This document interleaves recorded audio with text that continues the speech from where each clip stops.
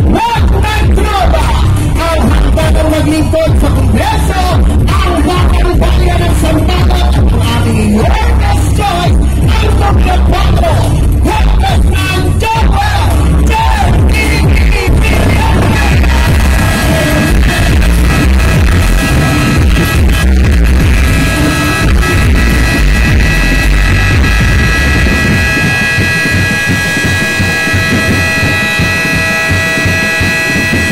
Maraming salamat po. Thank you po sa inyong lahat. Nagustuhan niyo ba yung mga pangarap na ipinakita ni JTB? Naniniwala po ang inyong lingkod na itong eleksyon na ito'y seryoso. Dapat lahat ng tumatakbo ay magpapakita at maghahain ng kanilang pinapangarap, lalo na sa posisyon ng congressman para sa minamahal niyang mga kadistrito. Tama po ba tayo? Itong matatagal na dito sa Sampaloc, yung ating presinto 4, dekada 60, dekada 70 pa, ganyan na yan. Pero hanggang ngayon, ganyan pa rin ang presinto 4 natin. Dapat mangarap tayo, baguhin natin ang mukha nito, bigyan natin ng dignidad ang mga kapulisan. Kagaya ng nakita natin sa ibang distrito, yung paglabas mo sa may SM San Lazaro, makikita mo yung Presinto 3, moderno, de salamin, may elevator pa. Bakit hindi nagawa sa Sampaloc sa panahon ni JTB? Gagawin ni JTB ang mga bagong Presinto 4. Madalas ang sunog sa Sampaloc. Nakita natin marami tayong volunteers na mga bumbero. Pero ang nag-iisang fire station natin sa Yalpad, dekada 80, 90, walang pagbabagong naganap. At makikita natin dalawang bumbero lang ang nakaparada at ino-occupy ng maraming espasyo ang mga opisina dito. Pinapangarap ng isang congressman, JTB, na kapag nabigyan tayo ng pagkakataon, yung Yaltad Fire Station na yan, babaguhin natin, gagawin natin 2, 3 palapag upang sa gayon, ang mga bomberong nakakalat sa kalsada ay ilalagay natin dito upang maagap na makatugon sa mga sunog na mangyayari dito sa minamahal nating distrito.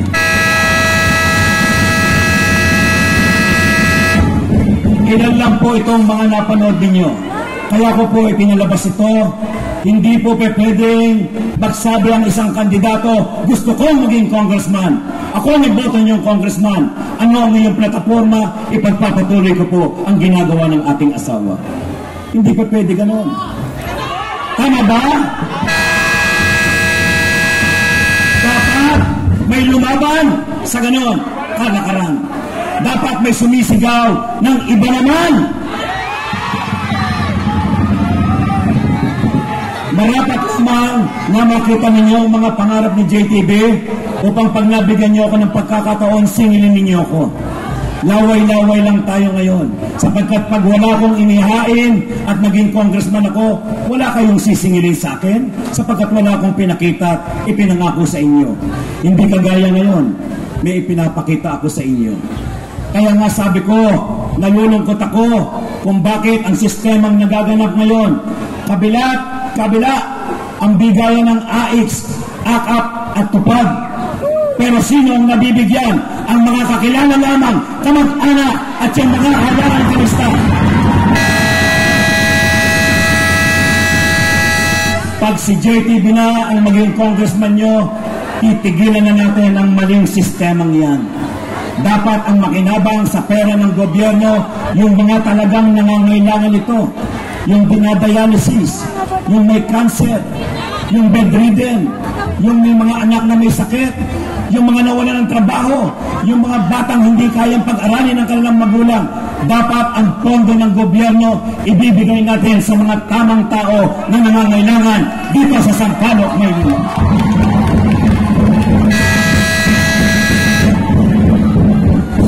Huwag kayong mangamba. Sinasabi nila na marami raw silang leader. Halos lahat ng leader kinuha na nila. Nakakalungkot, leader ka, binigyan ka na ng AX, ng AKAP at TUPAD. Pag umating ka doon, paglabas mo, basta coordinator kita. Hinahamon ko po ang mga taga-distrito natin. Huwag kayong magpagamit. Huwag kayong magpagamit sapagkat ang ibinibigay sa inyo ay hindi nila pera. Wala kayong utang na loob sa mga politiko. Ang perang yan ay pera ng taong bayan. Pag ako ang naging congressman ninyo, hindi po kayo hihingi sa akin ng pasasalamat. Gagawin ninyo, magpapasalamat kayo sa gobyerno sapagkat natulungan kayo, at higit sa lahat, ang pasasalamat ay sa Panginoong Diyos. Siya nang ibigay sa akin ng pagkakataon na maging congressman ninyo dito sa Sampaloc, Maynila.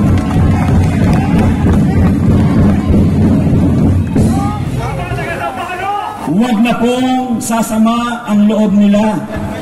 Nabigyan na po natin sila ng pagkakataon. Tama na po yung 9 na taon. Tama ba? Tama na yun. Wala nang pasahang nangyayari sa posisyon ng congressman dito sa Sampaloc, Maynila.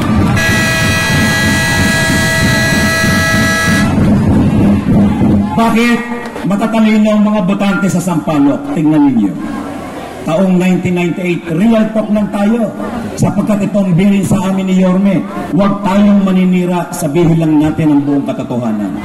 1998, pagkatapos ng termino ng isang congressman, Dondon Bagatsing, yung ama ng ating konsihal, DJ Bagatsing, ang pumalit sa kanya isang konsihal.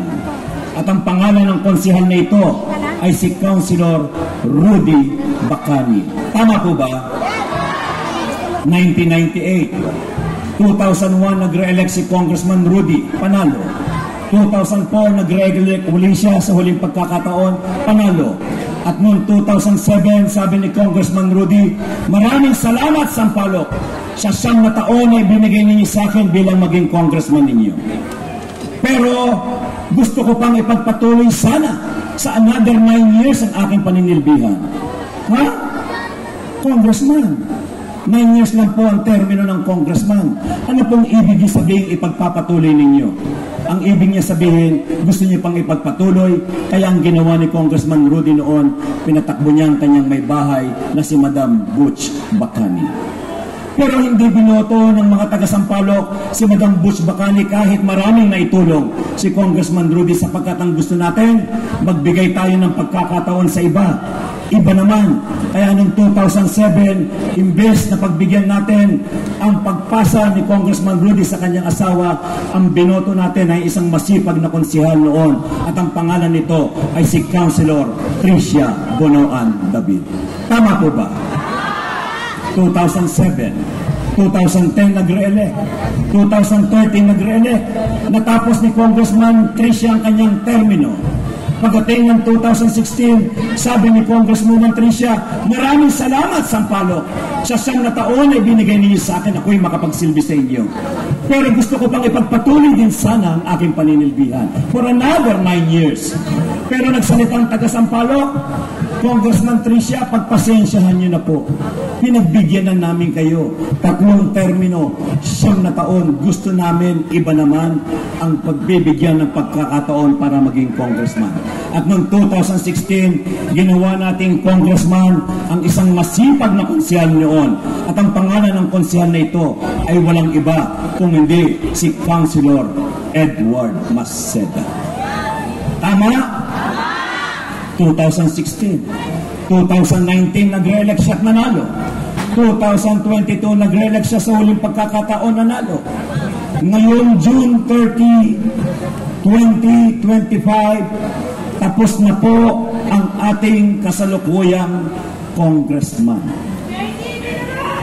Huwag na pong sasama ang loob niya.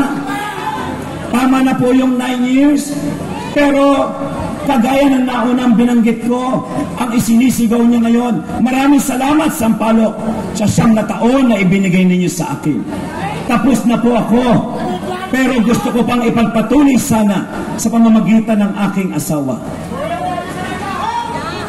Hindi ko po sinasabing hindi sila kwalipikado, hindi ko po sinasabing hindi nila karapatan yon.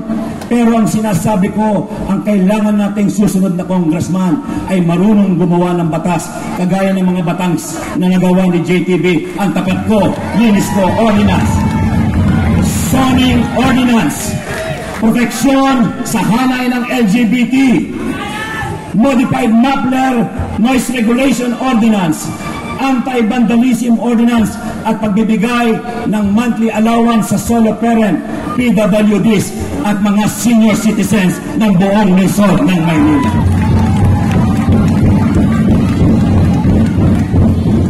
Huwag na po silang magalit, huwag na po nilang isumba sa mga binigyan nila ng mga tulong, lalo ng mga barangay official. Nababalitaan nila ang barangay official, porket sumama sa akin, nagagalit sila, wala raw utang na loob. Nagdidesisyon lang naman ang mga barangay official, sapagkat nagiging proud ang barangay official, sapagkat ang nakatayo dito, nagsimulang barangay kagawad ng 3 taon.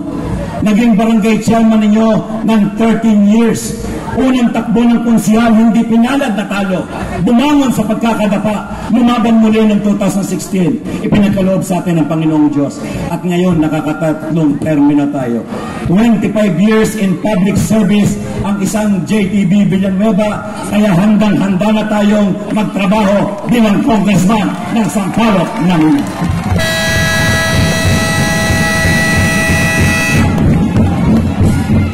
Mga taga-Sampaloc, huwag nating hayaan ang gusto nilang mangyaring sistema na magkakaroon na naman ng pasahan sa posisyon ng congressman. Nagdesisyon na ang mga taga-Sampaloc, hindi pwede sa atin ng susunod na congressman ay parehas din ng nakaupo ngayon. Gusto natin, iba naman, dapat si Villanueva naman!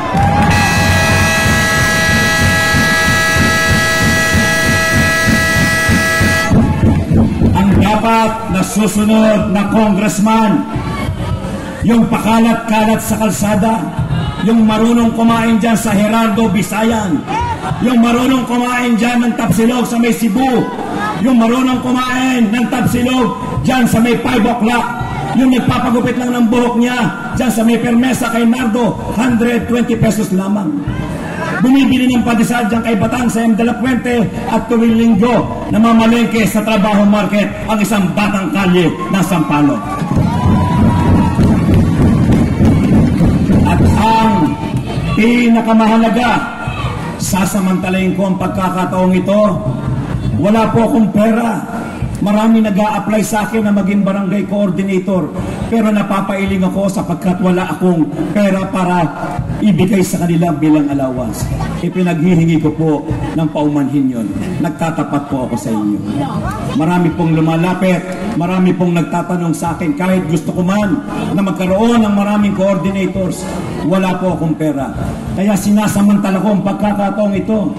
Natulungan ninyo ako sapagkat sa 4 na maglalaban na congressman, isa lang dito ang kumakandidato na nakaranas ng siya'y masunugan ng bahay nung siya'y 10 taong gulang. At ang tanging nailigtas ng isang batang JTB ay ang alkansyang pinagbentahan namin ng ice candy at ice tubig ng aking nanay na si Aling Linda. Isa lang sa 4 na tumatakbong congressman ang nakaranas na mag-aral sa pampublikong eskwelahan. Sa Jeronimo Elementary School ng Kinder at sa Moises Salvador mula grade 1 hanggang grade 6. Isa lang sa 4 na tumatakbong congressman ang nakaranas na maging barangay kagawad, maging barangay chairman, maging pangulo ng mga barangay chairman, maging vice president ng barangayan sa buong Maynila, at nung nag-aaral ako ng abogasya, naging presidente ng student council. Isa lang sa 4 na tumatakbong congressman ang nakaranas na mangupahan ng bahay for 37 years at narinig, nakita ng 2 mata ko na sinisigawan ng aming kasera ang aking nanay at sinasabi sa nanay ko, "Hoy Linda, kung hindi niyo na kaya magbayad ng bahay niyan, lumayas na kayo ng mga anak mo para mapaupahan namin yan." At papasok ang aking ina sa loob ng aming bahay na umiiyak habang pinagmamastan siya ng batang JTB sapagkat wala akong magawa. Isa lang sa 4 na tumatakbong congressman ang nakaranas na pinag-aral niya ang kanyang sarili sapagkat hindi ako kayang pag-aralin ng aking magulang. Nagtrabaho ako Nagbenta ako ng Beeper 150, pocket bell, at sinaunang cellphone na akala mo pang kaskas ng yelo para matustusan ko ng pag-aaral ko, para makapagtapos ako ng political science, para makapagtapos